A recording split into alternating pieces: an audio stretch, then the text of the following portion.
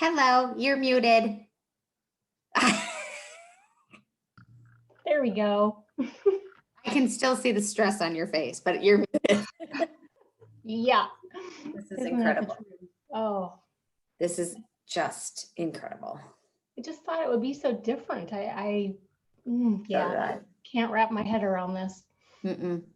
Now it's just like desperation, just desperation. Yeah. We went to bed last night. And we were like, fuck, Yep. It's not.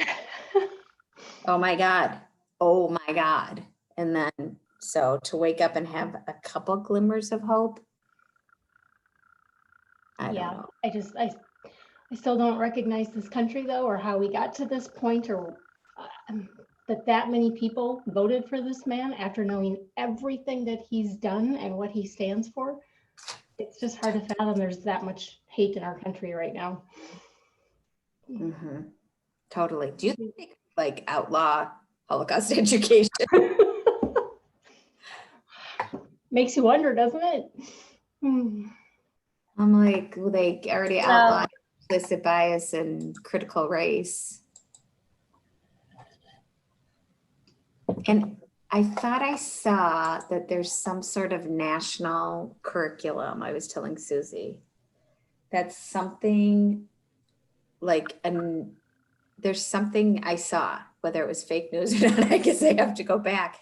And I was like, holy schmoly, they're putting a national curriculum together. Well, I knew Trump had talked about that. Like he wanted to make it more about how great America was. I'm like, oh, so we're just gonna lie now. And it's not already American exceptionalism that's taught in a lot of the history textbooks, but now he's gonna completely rewrite history.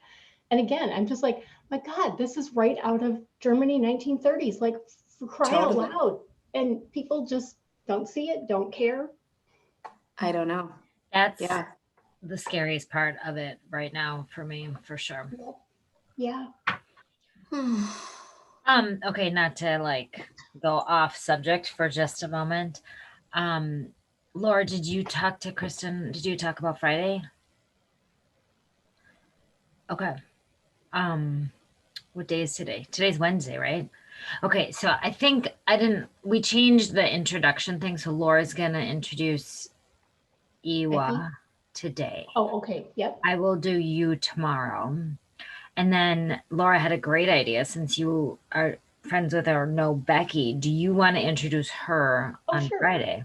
I can do that. Super. Okay. Excellent. Look at you all relaxed. I have nothing going on. Like, I know we didn't necessarily plan it this way, but I'm so grateful that today, after last night, I'm not the one who has to present because my head is not in it right at this moment. I know. Yeah. And it would just, I'm just so glad that I just have to listen today. Yeah. I don't know what's happening to my Zoom. It looks okay from our end. My end. I'm so glad, this is so weird, but that Minnesota is like, I think that would be really a mind mess to live in a place where you know what I mean? Yeah. I mean, it already feels weird to be in the country that is so conflicted, or I shouldn't say conflicted, but you know what I mean? So split. I know I look at the old community where we used to live in Southwest Minnesota. I couldn't live there anymore. And if I were still teaching there, I know I would have been fired by now, I would say, but I still have friends there. And, you know, the few people who voted for Biden just feel like, to be out in that community and to see the Trump flags and the trucks going by and just, I just can't. Where did you live? What city? Redwood Falls. A whopping 5,000 people in the middle of the cornfields. Yep. Redwood Falls. Where is that? Where is it? I'm going to let Ewa in. Oh, good. Okay. It's southwestern Minnesota. It's like down by Mankato, Wilmer. Okay. Marshall.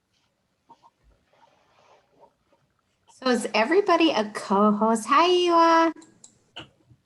Hi, can you hear me? A little bit. Okay. Okay, let me see.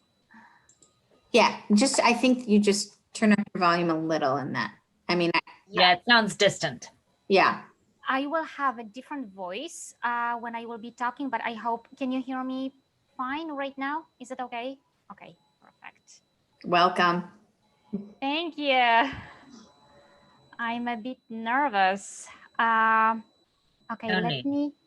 me see if I can. Oh, Okay, we're sure. recording already. Do one of you want to hit pause? Yeah, thank you. Welcome, everyone. We will get started in about 30 seconds.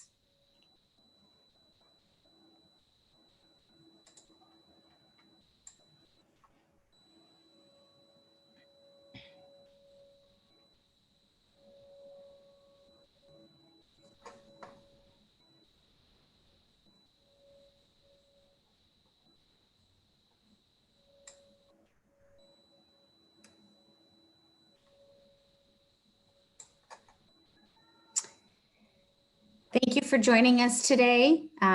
We are happy to welcome a guest lecturer today that comes to us from New York City today and originally from Poland. Ewa Schaller is with us, and she's going to present today the subject Holocaust by Bullets in the Soviet occupied territories. We're really honored that Ewa was able to make time for us, lend her expertise to the history of the Einsatzgruppen. She is a senior program officer and educator at Yahad in Unum, and we have posted some more information about the organization. Fascinating work being done currently out in the field today, collecting testimonies, investigating mass graves in Eastern Europe. So if you aren't familiar with this organization, please find out more in the link. But oversees and conducts teacher seminars, lectures, and other educational events in coordination with this educational program. And she's also deeply involved in developing the resources and the training programs. She holds a PhD in humanities from the University of Torun in Poland, where she originally comes from. Deeply interested in Holocaust history that has marked so much of the country's history and identity. She joined with American Friends of Yahad in Unum after she moved to New York City in 2015. So it is on behalf of everybody at the JCRC, Ewa, welcome, and we look forward to the next hour of learning from you.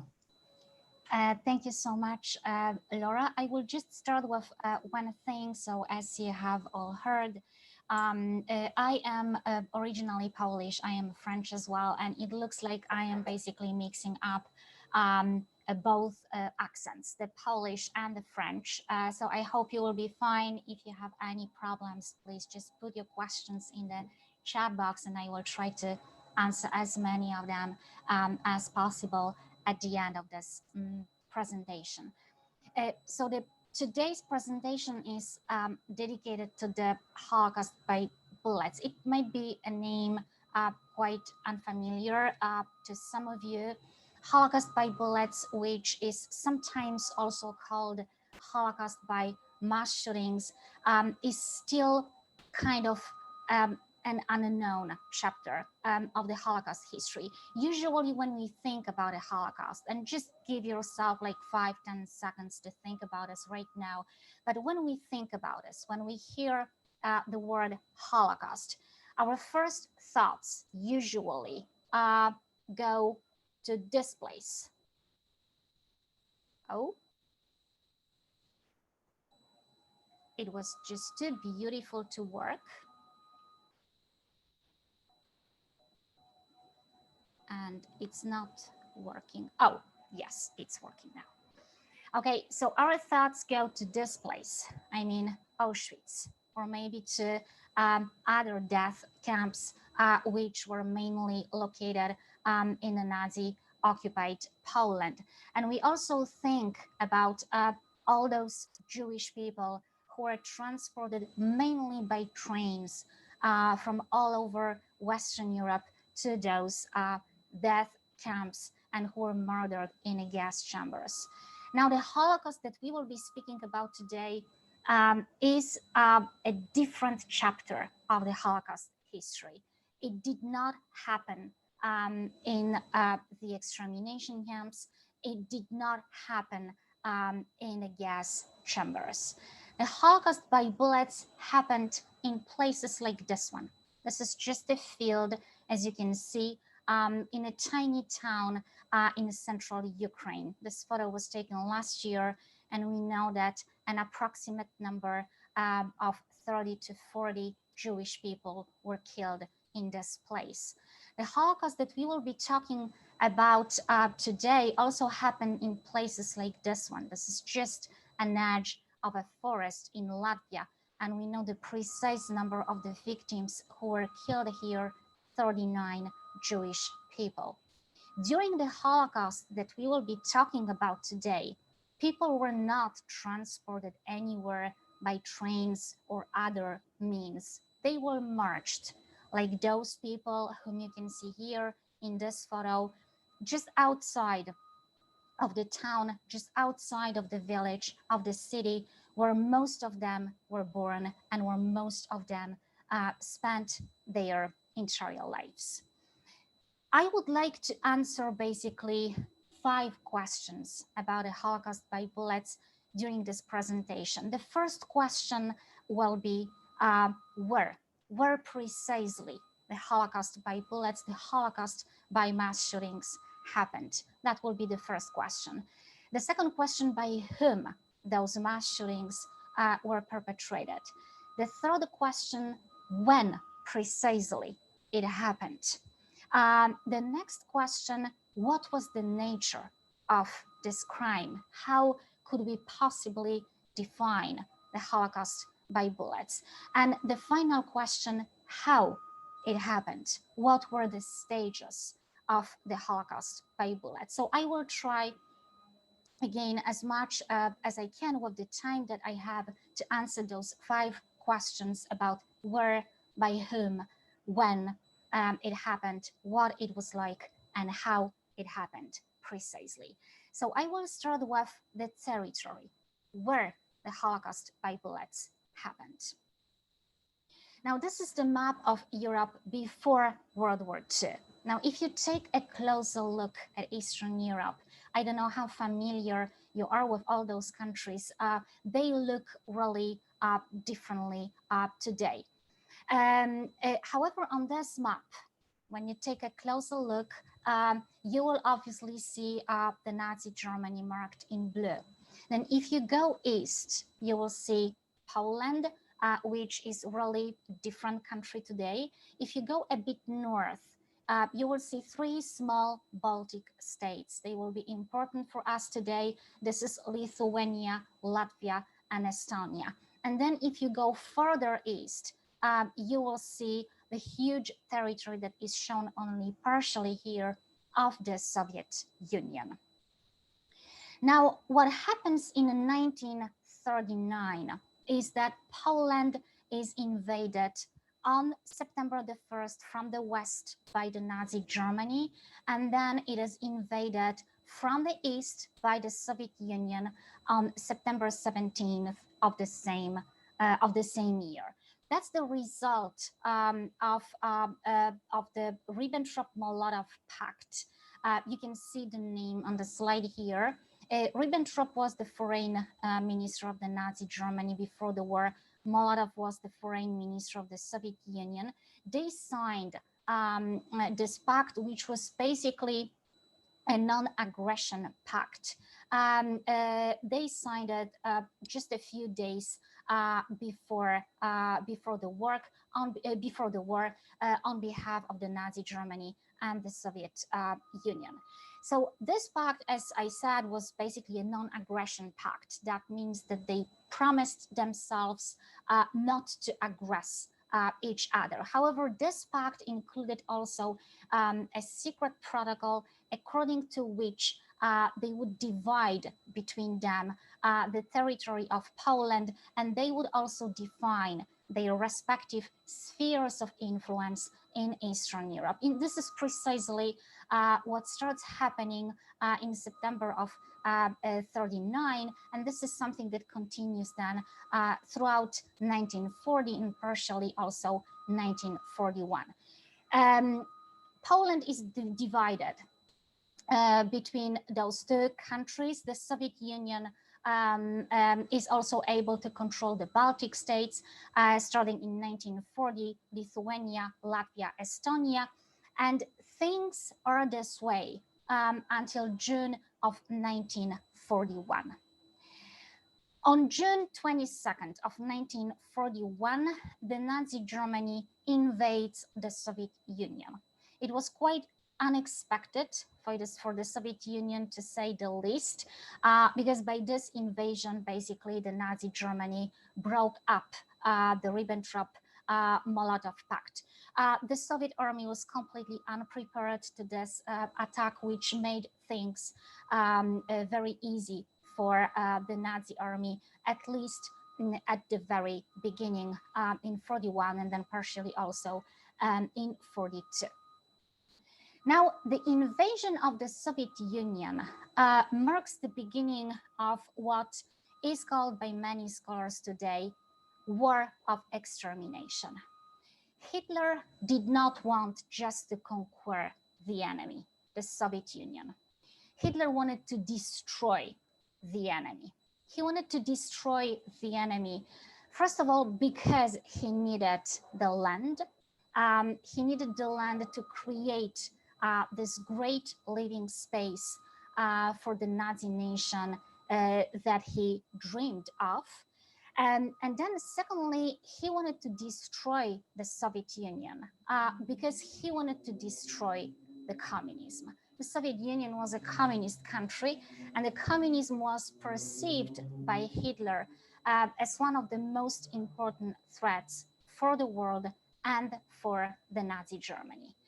Now, according to widely spread belief, and this belief was widely spread not only in the Nazi Germany, but in many European countries before the war, also in the United States. So according to this belief, the Jewish people were considered as those who, in a way, originated the communism and those who were contributing to its development. So ideologically speaking, to destroy the communism, of which the Soviet Union was a perfect incarnation, Hitler needed to destroy the Jewish people. They were not perceived only as racially inferior to the German people, but they were also perceived as an ideological enemy of the Nazi Germany #1. And this destruction of the Jewish people in the Soviet Union starts very quickly, right after the invasion in June of 1941. Right behind the Wehrmacht troops, Hitler sends 4 special mobile units. They are called the Einsatzgruppen. There are 4 of them, as you can see here on this map, A, B, C, D, and they have to divide between them the huge territory of the Soviet Union. So the Einsatzgruppe A, as you can see, will take the control of the Baltic states, Lithuania, Latvia, and Estonia. The Einsatzgruppe B will take the control of what is today Belarus, of today's Belarus. The Einsatzgruppe C will go more south and will take the control of the northern and central Ukraine. And finally, the Einsatzgruppe D will cover the entire territory of what's today the southern Ukraine. Those Einsatzgruppen, which followed the Wehrmacht army, their main task, as we will see in a minute as well, was to eliminate all the racial and political enemies of the Third Reich, and the first racial and political enemy of the Third Reich were, of course, the Jewish people. Now, when we speak about the Einsatzgruppen, you will find different translations of this word. The very literal translation of the Einsatzgruppe is deployment groups, deployment units. You will also find task forces. However, based on what the Einsatzgruppen were actually doing in the Soviet Union, a much better name, which is used as a translation, will be mobile killing units or death squads. And this is what you will find in most of literature dedicated to the Einsatzgruppen. Now, as we said, they were tasked to murder primarily by mass shootings, racial and political enemies of the Nazi Germany. Their first and most important target, as we said as well, were the Jewish people. Now, this is a very interesting thing because right before the invasion of the Soviet Union, the Einsatzgruppen were not given the direct order to murder the Jewish people. Their task primarily was to eliminate all the communists, either Soviets or Jewish communists, Jewish member of the Communist Party. And also at the very beginning, right after the invasion, the main target of the Einsatzgruppen as it comes to the Jewish people will be only the men. This is, however, something that lasted for a very short time. So the invasion, we said, happens at the very end of June of 1941.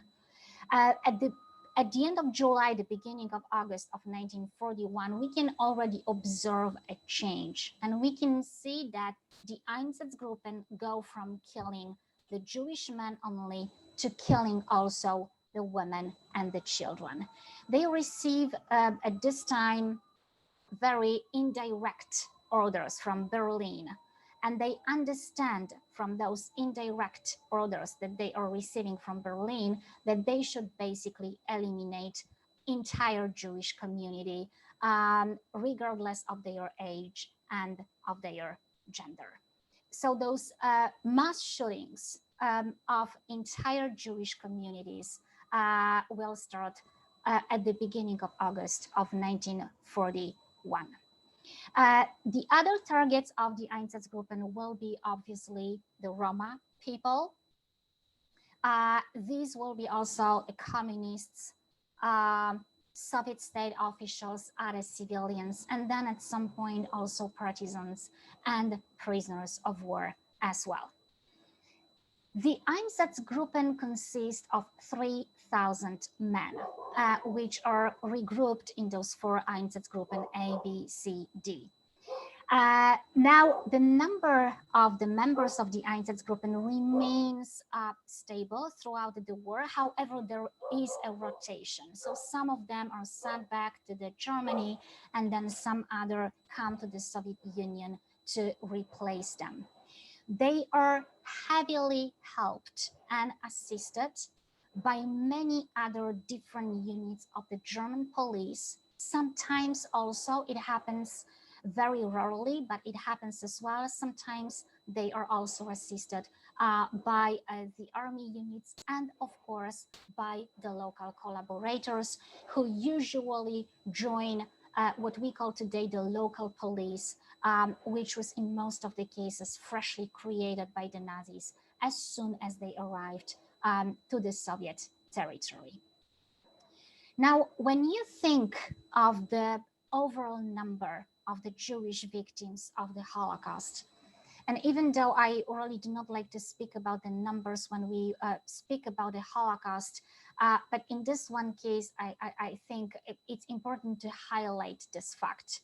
So if you think of this overall number of 6 million people, it's important to realize that 1/3 of all those Jewish victims of the Holocaust died by mass shootings that were perpetrated by the Einsatzgruppen and other police units, as well as by the local collaborators in Eastern Europe, in all of those countries of the former Soviet Union. We are talking here about 2 million people who died, who did not die in the gas chambers, they did not die in the extermination camps, they did not die on their way to the killing centers, they died in those mass shootings in Eastern Europe. Now, to see more clearly, once again, on today's map of Europe, what was the operational territory of the Einsatzgruppen and where precisely those mass shootings were perpetrated. Please just take a look at this map. So as I said, this is Europe today. This is not what it looked like in 41. But we will be talking here when we speak about the operational territory of the Einsatzgruppen. We talk about central and eastern part of Poland, not about all of its territory, but the central and eastern part. We speak about the Baltic states, Estonia, Latvia, Lithuania, the operational territory of the Einsatzgruppe A. We speak about today's Belarus, the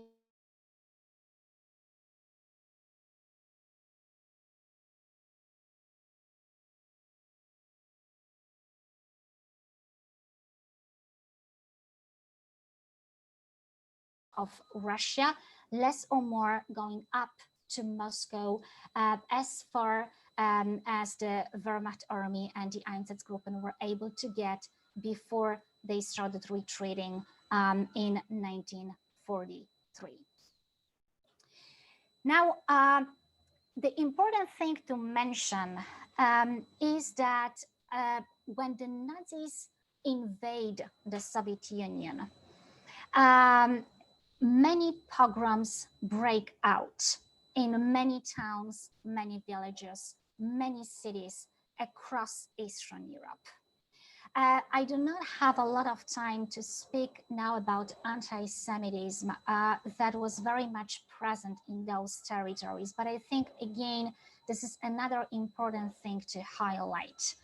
Anti-Semitism had a very long tradition in those territories, in those countries of the former Soviet Union. And the Einsatzgruppen were very well aware of this fact. The Nazi leadership gave the Einsatzgruppen a very clear order before the invasion not to stop any kind of anti-Jewish riots that might be organized by the non-Jewish local population. And the local population was also in certain cases instigated by the Nazi units to organize those pogroms in different places across Eastern Europe. And here you have the photos from just two most known places, I think, from the Lviv pogrom, which broke out in July of 1941, and very known Kaunas pogrom that broke out in June of 1941, right after the Nazi invasion of the Soviet Union. Those pogroms were organized and they happened in a kind of chaos, but they prepared the territory for the mass killings that started right after and that were perpetrated by the Einsatzgruppen. Now, when we speak about the timeline and about when those mass killings precisely took place, they start very quickly after the invasion, basically the end of June and then the beginning of July of 1941. As I said, the very first victims of those killings were the Jewish men, starting the end of July and then the beginning of August. The Einsatzgruppen, other units and their collaborators started also killing the men and the women. Those mass killings will intensify throughout 1941 and then especially throughout 1942. Many ghettos were created also in Eastern Europe, which sometimes were extremely small, sometimes were very big. Most of them were liquidated in 1942. The mass shootings then continue throughout 1943 until spring, and even in certain cases, early summer of 1944. So they last for approximately 3 years, from the end of June, beginning of July 1941 until spring, early summer of 1944. Now, when we speak about the nature of the Holocaust by bullets, about what this crime was like, the very first thing that we may say, and this is something what you might have seen on one of the slides, is that that was a mobile crime. The victims were not transported anywhere to be collectively murdered in one center. The perpetrators were the ones on the road, going from town to town, from village to village, from city to city, rounding up all the Jewish community from that location, conducting all this Jewish community to a place which was very close to the town, very close to the city, to murder them there. So we are speaking here really about what we call a mobile crime. A second very important aspect to highlight when we speak about a Holocaust by bullets is the use of the local population. Now, when I say the use of the local population, I do not think here about the collaborators. I do not think about all those who willingly and on their own helped the Nazis to carry out those crimes. When I speak about the use of the local population, I speak about the use that the Nazis made of a system that was in place in the Soviet Union way before they invaded the country. The Soviet Union was a communist country where the common thing, the collectivity, was an extremely important notion. And so the system that he put in place was what we call today a system of requisition. And the system of requisition means simply that the local administration was allowed to requisition any citizen to perform any kind of task for the so-called collectivity.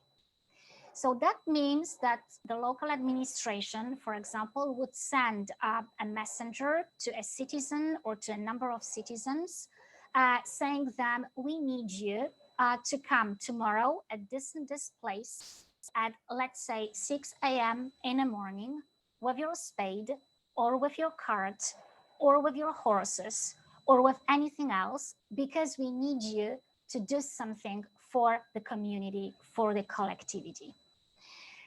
The people were used to this kind of requisition, and because it was the Soviet Union, because it was a totalitarian regime, they learned that they shouldn't ask any questions and that they just should do whatever they were told to do. People were requisitioned this way to perform different kind of tasks. They were requisitioned, for example, to dig the pits for vegetables, just to preserve them over the winter. They were requisitioned to transport vegetables from the field to one place where they were stored for the winter. They were requisitioned to repair a street, to construct something. There were many different tasks for which they might have been requisitioned. But this system of requisition was in place, as I said, in the Soviet Union way before the country was invaded by the Nazi Germany. When the Nazis came to the Soviet Union, they knew that this system was in place. They knew how to use it and they knew how to abuse of it. And they did the exact same thing as the local administration before the war, oftentimes with the help of the local administration also. So they would send a messenger to the local people, telling them, you have to come tomorrow in the morning, 5 a.m. with your spade or with your horses, with your cart. They didn't tell people what they were requisitioned for. And because people were used to this requisition, again, they did not ask any questions. They just did what they were told to do. And this way they were requisitioned to perform, again, different kind of tasks that helped the Nazis to carry out their murders. So people were requisitioned this way to, for instance, dig the pits, dig the graves for the Jewish people. They were requisitioned to cover the graves. They were requisitioned to collect or transport the Jewish belongings after the killing. They were requisitioned to sort them out. In certain cases, they were requisitioned to cook for the perpetrators and for many other things. One thing is certain, without this implication of the local population through the system of requisition, the Nazis would probably not have been able to murder such a huge number of people as they did. So when I speak about the use of the local population, I speak about all those people who were requisitioned to perform those different tasks, and who in many cases until the very last moment didn't actually know what they were requisitioned for. So a mobile crime, a crime that uses the local population, and finally, a public crime. That's a very important and in certain cases surprising aspect of the Holocaust by bullets. Again, when we think about death camps, we know that the Nazis put a lot of efforts into hiding the operations that they were conducting in those killing centers. When we speak about a Holocaust by bullets, those mass shootings, those mass killings took place in broad daylight. There was no secret about them. There are many witnesses that we interview even today about those crimes, and many of them say it happened during the day. Many of them say everyone could go and watch. Not everyone went and watched, because many people just didn't go outside. They were too afraid to go outside. They thought they would be the next victims. But in many locations, in many places, they went and they watched. Now, what you have on your screens right now, you have a photo that was taken during one of those killings. And obviously, you can't see a lot here, but you can see the perpetrators. And then if you take a deeper look, if you look further, you will see a small crowd. This crowd, these are not the victims. These are the local non-Jewish people who came to watch. This is how public those crimes were. As I'm saying, the Holocaust by bullets, and this is what you will find also in the books of Father Dubois that I will speak about in just a minute, who does research on those crimes. This is a genocide that happened in broad daylight, in sight of everyone, basically. Now, there are a few places which are extremely known as being a part of what happened during the Holocaust by bullets. One of those places is, for instance, I'm just giving a few examples here to show you the extent of the crimes that happened in all of those countries. One of those places is Kamianets-Podilskyi in Ukraine. were in just 3 days at the end of August 1941, more than 23,000 Jewish victims were killed. This is one of the photos that were taken in Kamianets-Podilskyi right before the killing. This is one of the most known photos, I think, from Kamianets-Podilskyi. And what you can see here, you can see the column of the Jewish people being marched to their execution site. These were mainly Hungarian Jews, but also some local Jews from Ukraine. And you can see them basically looking at you because they were looking at the photographer who was able to get very close to them. He was on the street taking this photo.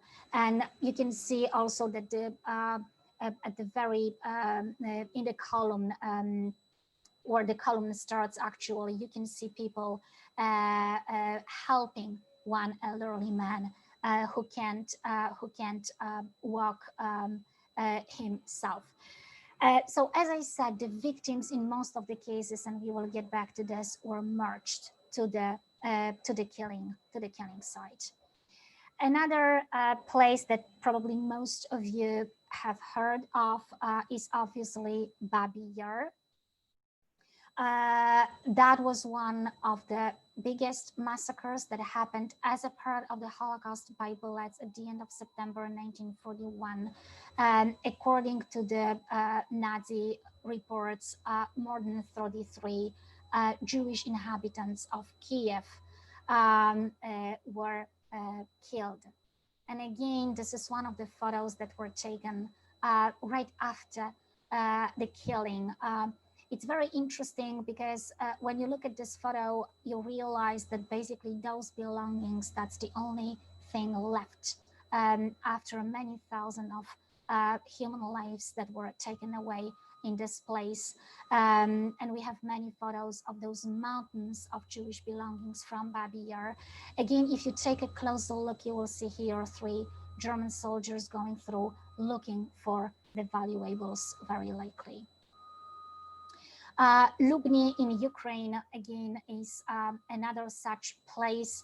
And this is one of the best documented places in terms of photographs. Many photographs were taken during this massacre. We have many photos like these ones.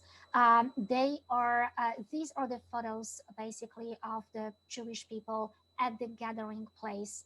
And when you think of them, you know that these are very likely the first ones, and certainly the last photos of those people that were taken just a few hours before they were killed.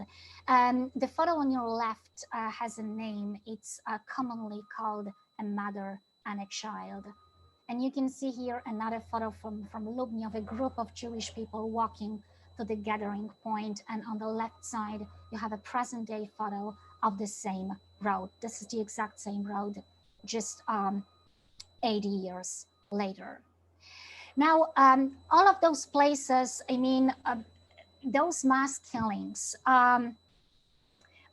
in those mass killings, sometimes just a few people were killed, sometimes a few thousands. In a place like this one, Zaverezhye in Belarus, on September 12, 1941, 97 people were killed. It was a very small town before the war with a very small Jewish community, just 130 people. Some of them were able to escape right after the Nazi invasion. Those who remained were killed on September 12. In this forest, there is a small memorial today to commemorate what happened. Another small place, Plodovitoye in Russia, it's really far east of Russia. There was no Jewish community in this location before the war, but there were many refugees, many Jewish refugees, many Roma, also Ukrainian refugees. And those 30 to 50 Jewish victims here, these are those Jewish refugees who were killed in 1941. Here's a witness showing the place where those where this murder was perpetrated. Another small, tiny town in Poland, Siemnice, from 35 to 40 Jewish victims. This is the place where they were killed. It's just a field. It was a rural property. The owners of the property were killed the day before, and then the day after, all the Jewish people who worked in this property were killed in this very place. This is the map of all of those places. I will speak about Yahad in Unum and the work that we do in just a minute. All of those dots that you can see here, either they are blue or red, these are the places that we have investigated thus far, and these are the places where we have identified more than 2,900 killing sites. And these are not all of them. These are just the ones that we were able to investigate thus far. This is really, as we say, a continent of extermination. And you can again find all of those countries that we mentioned before: the Baltic states, Estonia, Latvia, Lithuania, Belarus, Ukraine, Poland, Moldova, and Russia. This is again where those mass killings were perpetrated. And one thing that I would like to highlight as well is that when you look at those dots, just remember that each dot stands for an entire Jewish community from this location. Now, so the organization that I work for, Yahad in Unum, which means together in one, is a French organization founded in 2004 by Father Patrick Desbois, and it is dedicated to systematically identifying and documenting sites of mass executions committed against Jewish and Roma people in Eastern Europe. Very quickly, what we do and how we work. There was here in the United States a TV show a few years ago. I don't know if you know it because it's a kind of like old TV show, an old TV show. Its title was Cold Case. I just wrote this on this slide. And then what happens in this TV show is that obviously there is a case unresolved, and there is a team of policemen who get back to this case after a certain time. They first go through all the available information that has been collected thus far. They go through all the evidence, witness testimonies, and then they look for new evidence. They look for new testimonies to fill in the gaps in order to solve the case.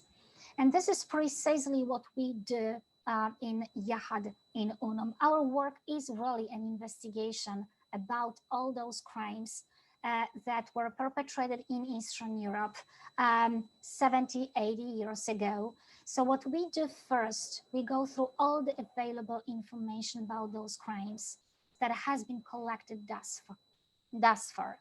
This information can be found in the archives, in the German archives, but especially in the Soviet archives. The Soviet archives that were opened in 1990, these are just millions and millions of pages about those crimes that were perpetrated by the Nazis in the former Soviet Union. And then we also use other local archives, Polish archives, Romanian archives, and so on and so forth. Based on the information that we can find in those archives, we first establish a list of the places where those crimes were perpetrated. Then we establish the list of the facts that we know, and then the list of the facts that we don't know, of the question that still need to be asked. Once we have this list of the places, of the facts that we know, of the facts that we don't know, an 11-people team go to those countries in Eastern Europe. They go to Latvia, Lithuania, Estonia, Belarus, Ukraine, Moldova, Poland, Russia, and we look for the witnesses. For people who were children or teenagers during the war, who are quite old today, they are in their 80s, in their 90s, and who at some point during the war witnessed the crime. They either saw the arrest of the Jewish people, or they saw them on the road to the killing site, or they saw the killing itself. So we have always a team of 2 investigators knocking to the doors and asking the famous question, is there anyone here who was in this town, in this village during the war? And if the answer is yes, then the next question is, would this person agree to speak with us? In 95% of the cases, people speak. They want to share their stories. And so we were able to interview thus far more than 7,000 people. Now, with the information that we collect on one hand in the archives, and on the other hand, in those interviews with the witnesses, we are able to establish the full picture of what really happened in a given location, in a town, in a village. Now, so you have here just 2 photos of our team working. Here is Poland, and you can see the witness conducting our team to the killing site. And this is a photo from Ukraine. And again, you can see in the middle, Olga, our team leader for Ukraine, with a witness. And again, they are going very likely to the killing site. Who are the witnesses? Very quickly, we have divided them into 4 categories. The first category, these are the neighbors. So the neighbors, these are people who lived very close, for example, to the gathering place, or they lived very close to the road through which the Jewish people were conducted to the killing site, or in certain cases, because those killings took place usually very close to the towns, very close to the villages, they also might have lived very close to the killing site. And this way, because of the place where they lived, they were able to see different stages of the crime. These are also sometimes people who, for different kind of reasons and because of different kind of coincidences, they just found themselves very close to a place where the Jewish people were gathered, or to the road, or to the killing site. This lady, whom you can see here, she was at school, and there was a kind of break, we would say a lunch break. So all the children were outside, and the road through which the Jewish people were conducted to the killing site was very close to the school.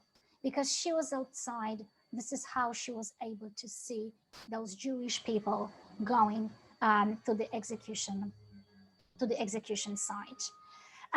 The second category, these are the curious. So we must remember that most of those people, they were children when those events took place.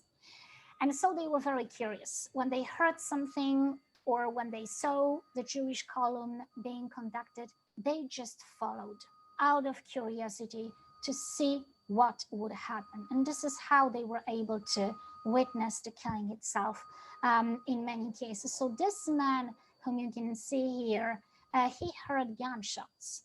And so with his classmate, he decided to climb this very tree, which is still there, to see where those gunshots were coming from and what they were for. And this is how, unfortunately, he was able to witness the killing of Jewish women. That was in Ukraine. The third category, these are requisition people. So these are those people who, as I said before, were requisitioned by the Nazis to perform different kind of tasks for them during the crime. Yevgeny, whom you can see here, he was requisitioned this way to transport the Jewish belongings from the execution site to the town after the execution. So he says that his team leader basically came the day before, and he told him that he should come to this place the next day at 5 a.m. in the morning. He wasn't told what for. He found out what he had to do once he was on site. Same thing for this lady. She was at school and she was requisitioned with her classmate to dig the pit. She didn't know what for either. And then finally, the fourth category, these are the forced. These are people who were forced to watch the killing. This is what happened in certain locations, especially in those where the Nazis wanted to frighten the local population. And the lady whom you can see here in the middle, she was one of those forced. Now, I would like you to watch one of those witnesses. This is the lady, a witness from Ukraine. And it's very interesting. You will see that from what she says about what happened to the Jewish community in her town, and from what she says about how it happened, we really are able to establish all the stages of those crimes that were perpetrated in Eastern Europe. So let's watch her.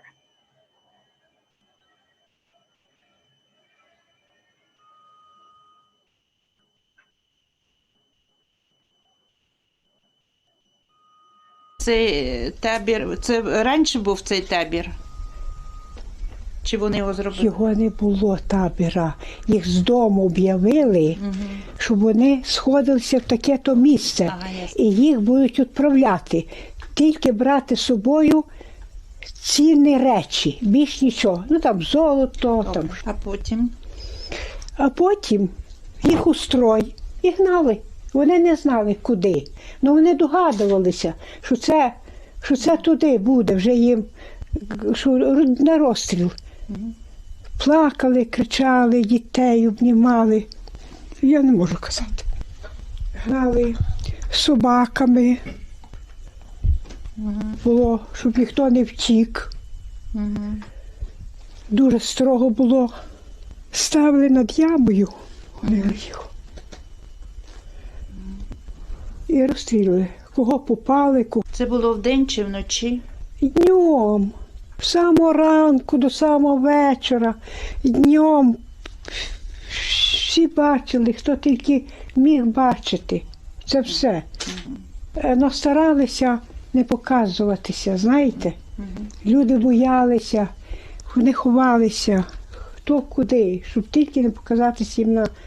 А всі люди, всіх привели пішки? Чи були такі старші, які не могли йти, і машиною їх привезли? І гонили, хто кого попід руки брав, хто волік, хто ніс, кого машини. Мені було мама.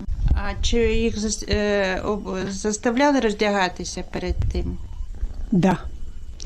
Вони сказали, одівайтеся у святкове і беріть з собою цінні речі, більш нічого. Все. Але їх розстрілювали роздягнутими? Хто в верхній, хто в спідній, хто як, знаєте як. Ну, але... Роздівали і викидали на сторону. Все. А ці речі всі, трапки, Бог його знає, куди вони йшли, хто їх забрав. Но ці речі цінні забрали.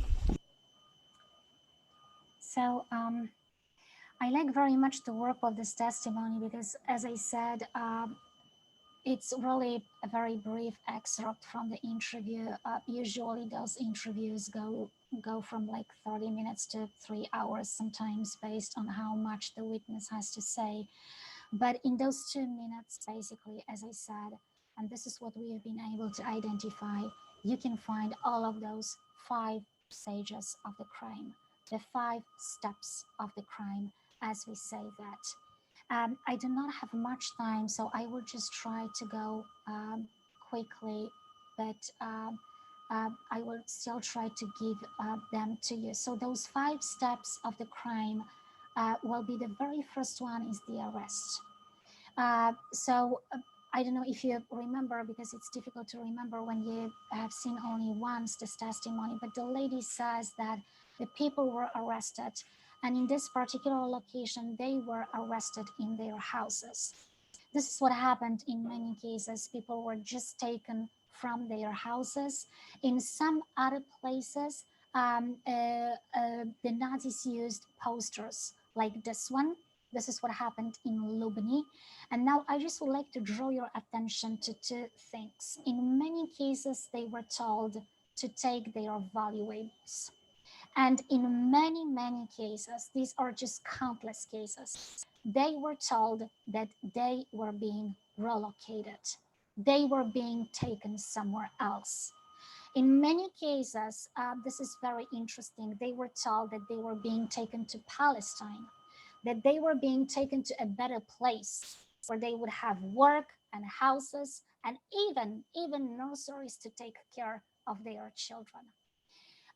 In many cases, they were told, so of course, to take their valuables, but also to take food for 3 days and then warm clothes. Like here in Lubny, it's October. The winter in Ukraine can be very, very harsh. So if you are told to take warm clothes, you think, okay, I have to prepare myself for winter, but you do not think that you will be killed the same day. This language of deception was something that was used extremely often in those cases, just for the arrest to be successful. Many people were first put into the ghettos. That's an important thing to remember as well. There are countless ghettos that were created, as I said, sometimes very tiny, across Eastern Europe, and then they were taken from those ghettos to the killing site. So that's the arrest. The second step is the road. Again, as I said, in most of those cases, people are marched. They walked because the killing site is very close to the town. Only sometimes they are transported either on the carts or trucks that are given by the Wehrmacht army. And one thing you can see in this photo, in both photos actually, that they have their belongings with them because they were told that they were being relocated. So they are coming with those most useful things that they think they will need wherever they are being taken. The third step is the undressing. This is what happened almost systematically. The undressing is first of all a form of humiliation, but this is also the best way for the Nazis to get all the valuables and all the best clothing that the Jewish people might have at this time. And the third reason, also very practical, is that you can't escape when you are naked. And we have, again, many testimonies of the witnesses who say that it was almost impossible to escape when you were naked. Once they are undressed, the killing takes place. I will just say two things very quickly about those killings. When we think again about a Holocaust, and I'm coming back to my first thought, we usually think about death camps, and we think about this kind of industrial way of killing people. There is no contact between the perpetrator and the victim. When you think about those mass shootings that happened in Eastern Europe, we are talking about very personal killings here. Just think that each perpetrator was able to see his victim, and each victim was able to see his or her perpetrator. This is very personal.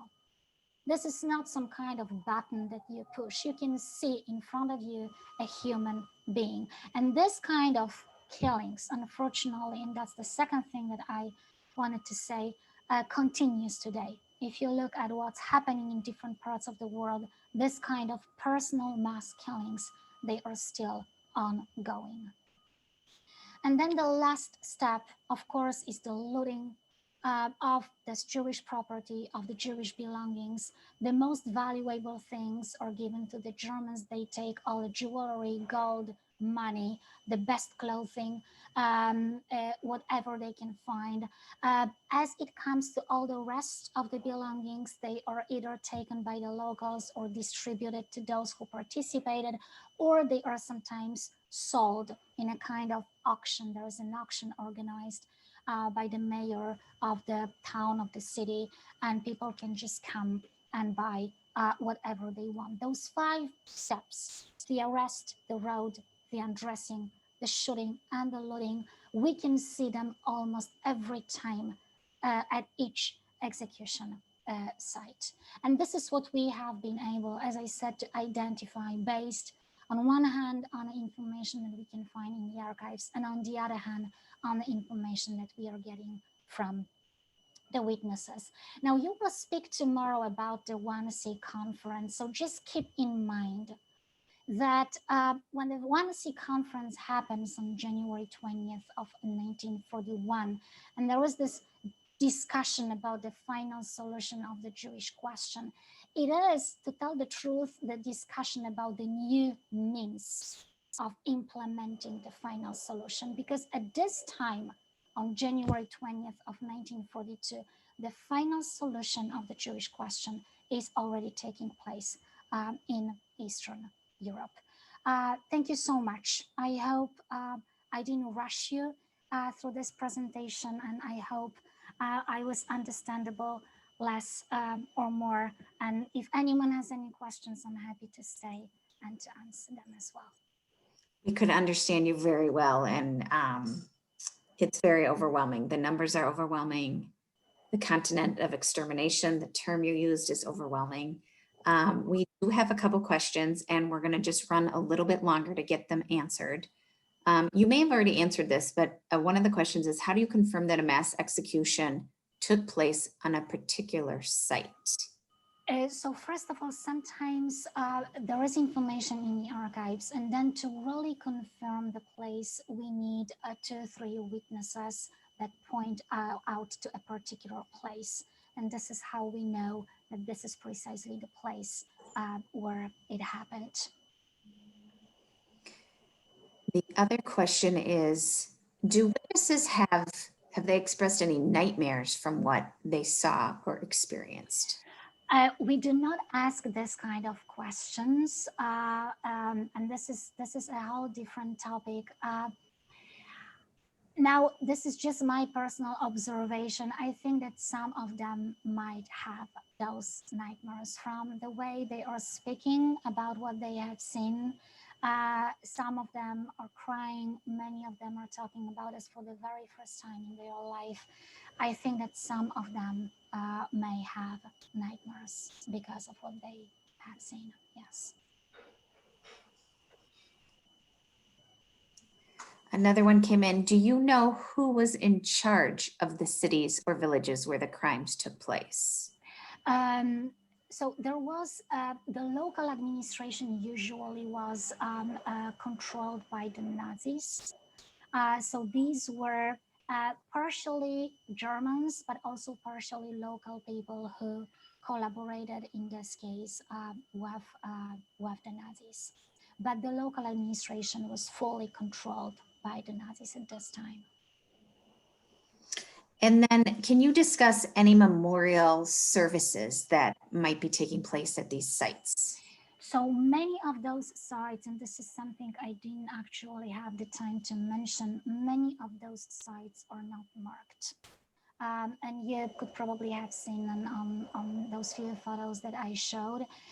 In many of those places, there is no memorial, there is no even a stone.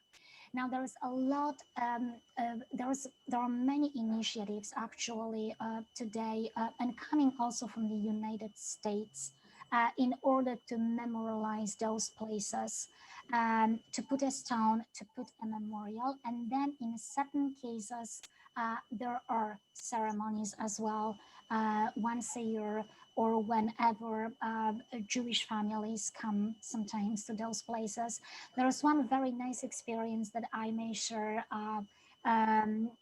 Students from Georgetown, Father Dubois teaches at Georgetown right now, and his students go with him once a year to one or two of those countries.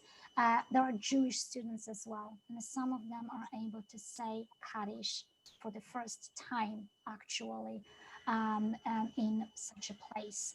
But then it really depends on the place. It depends on where it is, if it is or not marked, if anyone knows that this place actually exists. Wow. Wow, that's amazing. There's another one. Do the witnesses appear relieved to be able to tell their stories? Which I thought when Father Desbois was here, he had mentioned because he is a father, because he is, that people feel that they want to confess. No. So No. basically, yeah. So this is very interesting. Yes. So Father Desbois is a priest, and he says that it is indeed easier for him to interview those people because he's priest, but not because people want to confess, but because he is trained how not to judge people.